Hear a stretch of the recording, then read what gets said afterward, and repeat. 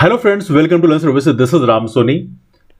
मध्य प्रदेश में ओबीसी आरक्षण का मामला पिछले 4 साल से पेंडिंग है, ये आप सभी लोग जानते हैं। सन 2019 से मामला चल रहा है, 2023 आ गया है और मध्य प्रदेश सरकार इस मामले को कैसे हैंडल कर रही है आप सभी जानते हैं।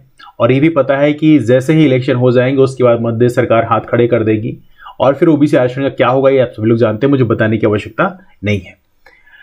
इसके ठीक उलट छत्तीसगढ़ सरकार ने एक बढ़िया फैसला लिया है। पिछड़े वर्ग के लिए 58% आरक्षण लागू कर दिया है। इस मामले को समझेंगे, बेसिकली क्या क्या मामला है, पिछड़ा वर्ग क्या होता है, इसको भी जानने का प्रयास करेंगे। Now look at this one. Newspaper ने भी इस चीज को प्रॉपर तरीके से दिखाया है। Chhattisgarh government starts process to implement 58% quota for backward class. देखिए, बैकवर्ड क्लास में कई लोगों को कंफ्यूजन होता है, उन्हें लगता है कि ओबीसी जो है वो बैकवर्ड क्लास में आता है, लेकिन ऐसा नहीं है। देखो, बैकवर्ड क्लास जब स्टार्ट हुआ उसमें क्या हुआ कि बैकवर्ड क्लास में एससी और एसटी जो कम्युनिटी है इनको प्रॉपर तरीके से इनकी लिस्टिंग की गई। शेड्यूल कास्ट में वो कम्युनिटी रखेगी जो अनटचेबिलिटी का शिकार कभी लाइफ में बने थे। शेड्यूल ट्राइब में वो कम्युनिटी रखेगी जो मेन स्ट्रीम डेवलपमेंट से अलग रह गए या जंगलों में निवास करते थे। अब देखो, शेड्यूल कास्ट शेड्यूल ट्राइब की प्रॉपर तरीके से लिस्टिंग हुई, उसके बाद जो लोग बचे उनको डाल दिया गया ओबीसी, मतलब इसे बोलते हैं अदर बैकवर्ड क्लास। अब देखा जाए तो ये तीनों मिलाकर बेसिकली क्या कहलाते हैं, they are called as a backward class. अब इसमें देखा जाए तो यहां पर आपको पता होना चाहिए कि हमारे देश में जब ओबीसी आरक्षण 27% लागू किया गया, उसको लागू करने के बाद मामला सुप्रीम कोर्ट में गया। इंदिरा साहनी केस काफी इंपॉर्टेंट केस माना जाता है। इंदिरा साहनी केस में यह जजमेंट सुनाया गया कि हमारे देश में ओबीसी का 27% आरक्षण तो लागू कर दिया जाए, कोई दिक्कत नहीं है, लेकिन पूरा रिजर्वेशन एससी, एसटी और ओबीसी तीनों को मिलाकर आरक्षण 50% की सीमा को पार नहीं करना चाहिए। देखो, केंद्र में तो यह है, केंद्र में 7.5% आपने शेड्यूल ट्राइब को आरक्षण दे रखा है, हालांकि उनकी आबादी इस समय 8% पार कर चुकी है।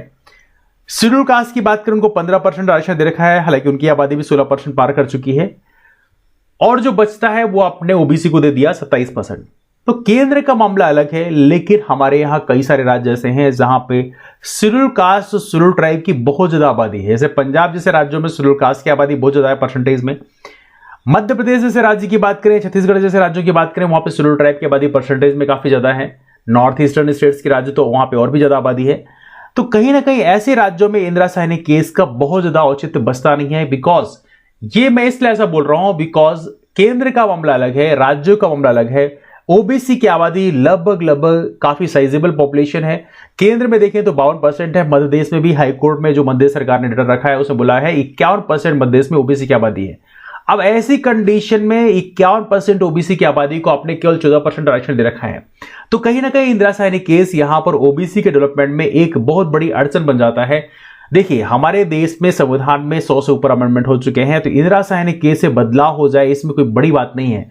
तो right now that is the need of the hour कि इसके लिए एक नई जज बेंच बैठानी चाहिए और प्रॉपर तरीके से एक नई कॉन्स्टिट्यूशनल बेंच बैठानी चाहिए जो एक नया फैसला सुनाए और इंदिरा साहनी केस के लिए कुछ स्पेशल कंडीशन को ही उसको सीमित रखे, क्योंकि इस बहुत सारे मामलों में इंदिरा साहनी केस का इस समय एक बहुत ही बड़ी समस्या पैदा हो रही है।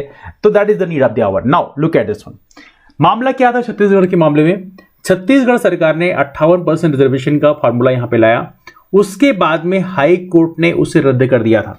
लेकिन हाई कोर्ट के रद्द करने के बाद में सुप्रीम कोर्ट ने वापस, जब मामला सुप्रीम कोर्ट में गया तो सुप्रीम कोर्ट ने हाई कोर्ट के उस डिसीजन को पे स्टे लगा दिया और छत्तीसगढ़ सरकार को अलाउ कर दिया कि आप 58% रिजर्वेशन की पॉलिसी को लेकर इसको इंप्लीमेंट कर सकते हैं। याद रहे, ये 3 जज बेंच थी जिसको हेड कर रहे थे जस्टिस BR गवई।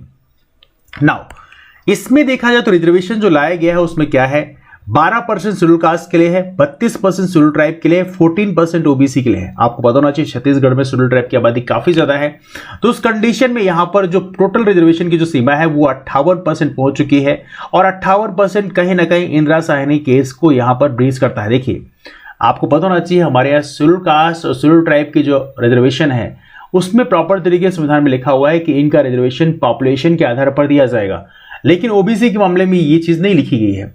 यदि आप मध्य प्रदेश की बात भी करोगे तो मध्य प्रदेश में भी शेड्यूल्ड कास्ट की जो आबादी है वो रफली 17% के आसपास है, लेकिन इसको 16% आरक्षण दिया गया है। मतलब यहां पर भी 1% इंप्रूवमेंट की गुंजाइश है। शेड्यूल्ड ट्राइब की आबादी यहां पर 21% है, 21 पॉइंट समथिंग % है, लेकिन इसको भी 20% आरक्षण दिया गया है। मतलब यहां भी 1% की गुंजाइश है। लेकिन मध्य प्रदेश सरकार ने ले दे के अभी तक कोई प्रयास नहीं किया। देखो कमाल की बात यह है कि मध्य सरकार ने इसमें कोई प्रयास नहीं किया, लेकिन जब वोट मांगने जाना होगा तो उनके घर बड़े आराम से वोट मांगने जाएंगे। और ये काफी इंटरेस्टिंग है। ओबीसी की बात करें तो ओबीसी की आबादी का जो डेटा मध्य सरकार ने रखा है कोर्ट में, उसमें बोला 51% आबादी है, लेकिन वो कितने में सीमित है? 14% में। इवनली मैंने देखा है कई जगह डायरेक्ट इंटरव्यूज के थ्रू सिलेक्शंस होते हैं। ऐसे अभी मैंने गायनेकोलॉजिस्ट के रिजल्ट देखे, पीडियाट्रिक्स के रिजल्ट देखे, मेडिकल स्पेशलिस्ट में, वहां पर यह देखा है मैंने कि अनरिजर्व की एक भी seat SC ST OBC community के किसी एक बंदे को नहीं दी गई। मतलब सोचिए कितनी हैरानी की बात है कि ओबीसी को 14% में समेट दिया गया, जबकि उसकी आबादी रफली 51% है। तो कहीं ना कहीं that is the need of the hour कि इंदिरा साहनी केस को दोबारा से रिवाइज करने की अर्जेंट जरूरत है। आप देखेंगे 1994 में इंदिरा साहनी केस आया था, इसमें 50% की सीलिंग डाल दी गई थी, लेकिन सुप्रीम कोर्ट ने फिलहाल के लिए छत्तीसगढ़ सरकार को अलाउ कर दिया है कि आप 58% के साथ जा सकते हैं, और छत्तीसगढ़ सरकार ने वहां पर रिजर्वेशन इंप्लीमेंट करना भी शुरू कर दिया है।